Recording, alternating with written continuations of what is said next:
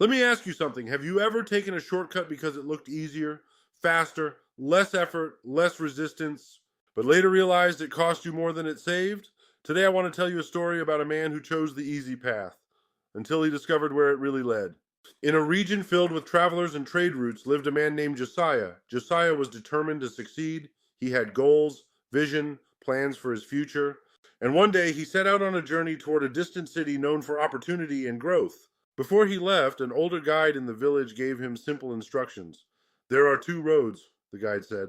One is narrow, difficult, and takes time. The other is wide, smooth, and easy. Choose carefully. Josiah nodded, confident, prepared, certain he would make the right decision. At the start of his journey, he came to a fork in the road. To the left, a narrow path, rocky, uneven, climbing uphill. To the right, a wide road, flat open, easy to walk. Josiah didn't hesitate. The easier path makes more sense, he said. Why struggle if I don't have to? And he stepped onto the wide road. At first, it felt like the right choice. The road was smooth, the pace was fast. Other travelers were there too, laughing, relaxed, carefree. This is great, Josiah thought. I'm making progress without the struggle. Friends, doesn't that sound familiar? Choosing comfort over discipline, ease over growth, immediate results over long-term purpose. Matthew 7:13-14 says, Enter through the narrow gate, for wide is the gate and broad is the road that leads to destruction, but small is the gate and narrow the road that leads to life. As Josiah continued, something began to change. The road remained easy, but the direction felt off. The scenery grew darker, less life, less purpose. The travelers around him also began to change. Less focused, more distracted, more concerned with comfort than direction. Josiah slowed down. This doesn't feel right, he said, but instead of turning around, he kept going, because turning back felt harder than continuing forward. Days passed, then weeks, and eventually, the road began to break apart. The smooth ground turned rough, the path became unclear, and the destination was nowhere in sight. Josiah stopped, confused, frustrated, lost. This wasn't supposed to happen, he said. Proverbs 14:12 says, There is a way that appears to be right, but in the end it leads to death. For the first time, Josiah realized something. The easy path was never leading where he thought it would. Now let me ask you something. Where in your life are you choosing the easy path instead of the right one? A decision you know isn't aligned with God, a habit you've justified, a direction that feels good now, but isn't leading where you need to go.